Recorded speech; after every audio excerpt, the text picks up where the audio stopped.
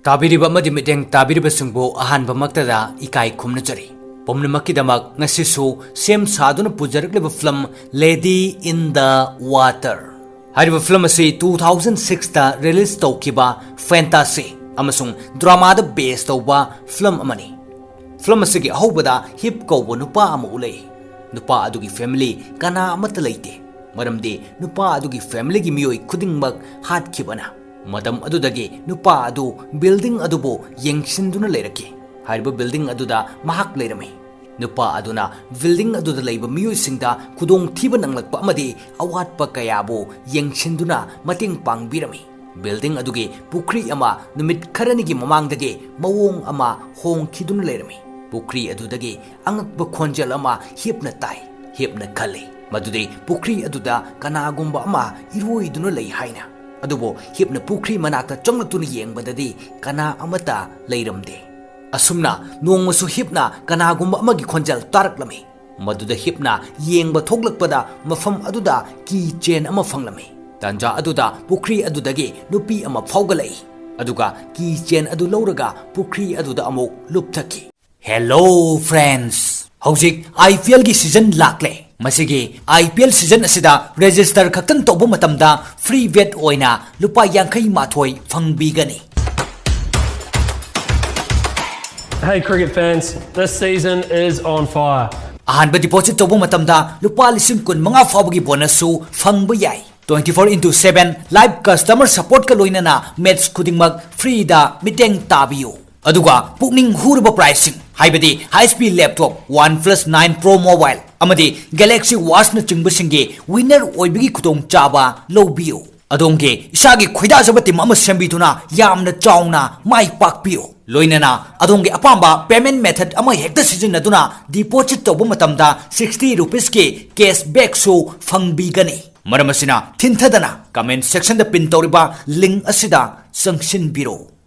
Heepna madu uraga nupi adubo pukri adudagi karaknana bahairami. Adubo nupi aduna pukri adudagi karaklamde. Maramasina Heepna pukri aduda kumtharami. Pukri adu lubuna maram oraga Heep iraknaduna lupthaki. Maramdi mahak iroiba suhaite. Heepna yamna wana honaduna pukri adudagi karakpada amok nanthaduna karakpa ngamdana iraknarami. Ngaihak leraga Heepna gyan tarakpada magi roomda kari amata tawdana Heeptuna leirami. Nakan aduda nupi amasu famduna leirami. Nupi asi pukri manungda leirambi nupi aduni. Nupi aduna Heepu kanbiduna mafam aduda purakkibani. Asumna makoi ani ngaihak wari sanarami. Nupi adu achamba nupi ama natte haiba aikhoina khangba ngami. Mahak isingi mafam amadagi lakpani. Wari asi kana amatana khanglamde. Nupi aduna Heepta aibu uraga kari fawbagi haina hanglakpada Heepna kari su fawdi haina khumlami. Nupi aduna amu hairi. Aigi ming story kawi. Ai North Mermaid amani. Asumna wari sana story mafam aduda tumthaki. Ngaihak leraga Heepna story adu ising da thadakhina bahaiduna puraklami. Mapanda yamna sathiba khonjal ama tarai. Ngaihak leraga asobu sa amagi mami Heepna ubu fanglami. Tanja aduda story su tumlambadagi mikap thoglai. Asobu sa amana makoida attack tawna bahaiduna sensilai. Adubo makoi matam chana amok building aduda sensillaktuna thong adu lonsinbadagi makoi kadisu asokpu yauhodi. Mathangi numita Heepna officer kauduna sa adugi maramda wari pumnamak lirami. Matam adu anganba matam oibana mafam aduda kari amata ubadi phanglamde. Mathangi sinda Heepna mahaki friend amagi manakta chatuna North Mermaid ki matangda hanglami. Maduda Heep ki friend aduna aidi masigi maramda kari amata khangde. Adubo aigi imadi masigi maramda kupna khangbani. Asumna haireklami. Wahi asita bada Heepna mahaki friend aduda request tawduna mamadagi warising adu kupna hanglakna bahairami. Asumna Heep ki friend aduna mamada North Mermaid ki maramda hangduna Heepta warising adu tamlami. Heepna mayumda warising adu khangladuna halai. Wari aduda aikhoina khangi. Madudi North Mermaid aduna isingdagi thoglaktuna miyoibagi manakta lakliba adu miyoibagi mateng pangnabagi damaktani haiba. Wari adugi matung inna writer ama story bu uraga wari ama igadabani. Haiba writer aduna story gi masak udri fawba wari iba ngamloi. Hairiba wari aduna tungda lakpa miyuisingna makoigi punsibu kanbirambani haiba khangnagadoribani. Wari singasi Heepna khanglaga story da lerami. Aduga amuk hairi. Nahak mafam asidagi writer adu phangdri fawba hankiba yaroi.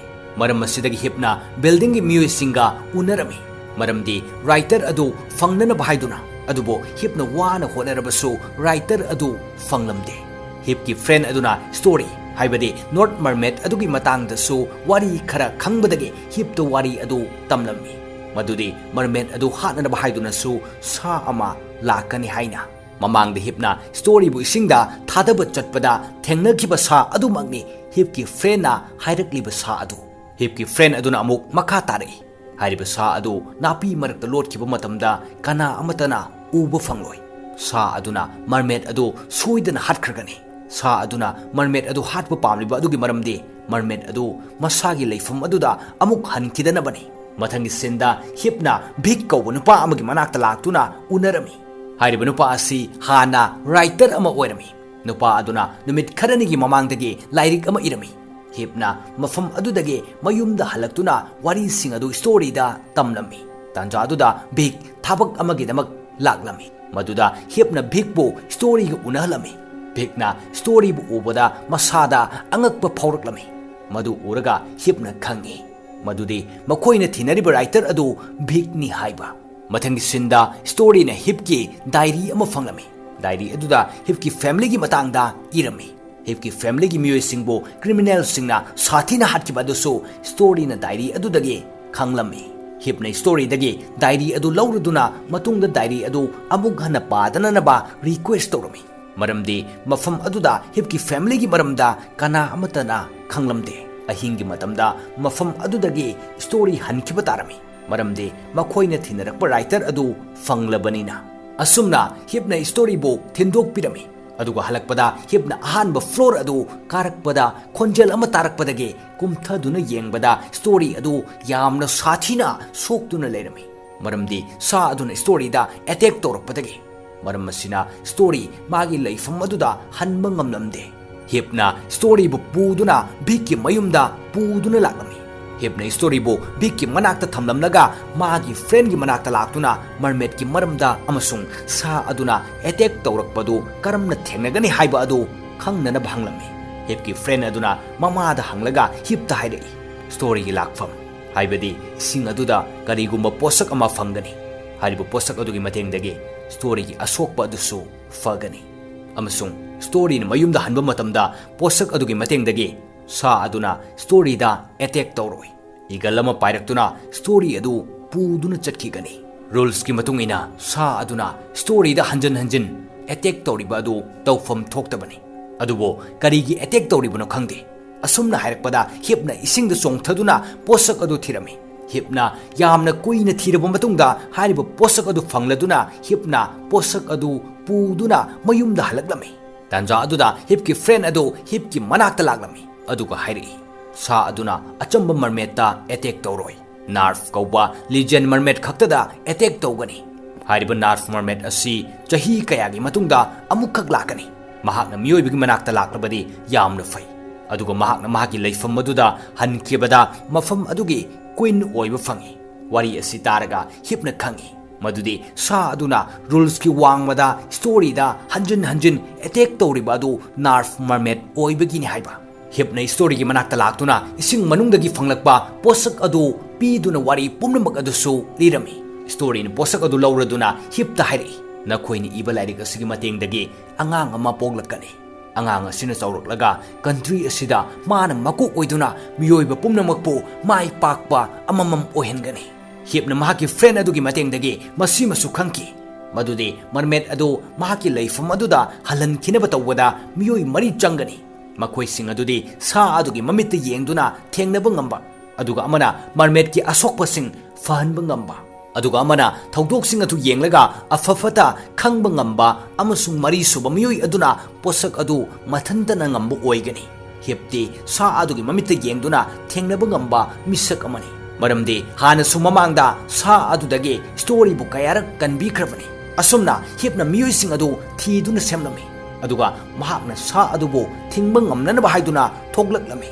story na hipta wahi khara hainarba hairi hariba wahi adu hipna haibu matamda sa adu thoglei maduda hipna sa adugi mamitta yengduna thingnabu hotnabada sa adu leplamde amasung hipta attack tawba changsilei tanja aduda miyoi ama lakpadagi sa aduna attack tawramdana mangki maramdi sa aduna achamba miyoi amatada attack tawramde hipna wahi khara adu haibadagi hipta attack tawrake haina tawrambani hipna khanglami madudi mahakna khalamba sagi mamita yenglaga sa adubu thingba ngamba adu mahak oiramde maduda hip wakhal yamna nungairamde story bo matau karamna kanduna mahaki laifum aduda halankhini khanbada yamna wajarami maram asina hipna mathangi numita achobu party ama silami party aduda miyoi mayam ama tilabadi sa aduna story gi manam khanglaroi story bu mayumda halankhiba yaragani haina su khalami maram asidagi hipna story bu thinba lakpada sa adu tholaktuna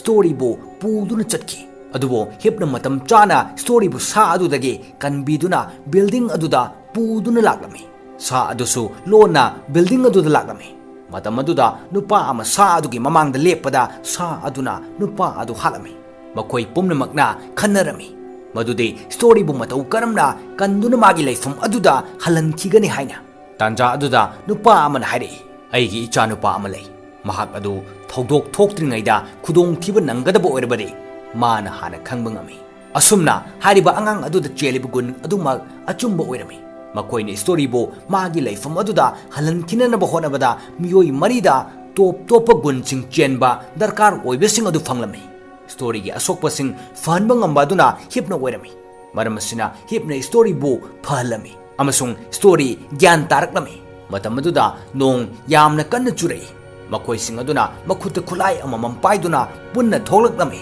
asumna lakpada sa aduna story da attack tawge haina tawrakpada hipna yochai ama thangatlami sa aduna story da attack tawrakte maramdi nakan amadagi nupa amana sa aduda yenglami hariba nupa adu sa adugi mamitta yenglaga sa adubu thingba ngamba misak adu oirami hariba nupa aduna sa aduda yengduna leiringaida igal khonglakpagi makhol tarakpada mathakta yengkhalami nupa aduna mathakta yengkhatkibada sa aduna nupa aduda attack tawri tanja aduda atopa sa uhum laklaga attack tawriba sa adu atopa sa uhum aduna attack tawduna puki igal aduna mafam adudagi story bu puduna chatki mafam aduda leiriba miyoi sing aduna story bu yengduna lehui asumna makoi sing aduna yamna wana honaduna story bu magi leifamda halankiduna matang sida film asigi aroiba saruk oiki ai sagi lok tawbana maram oiraga ngasigi explanation asi mayamna tabiba matamda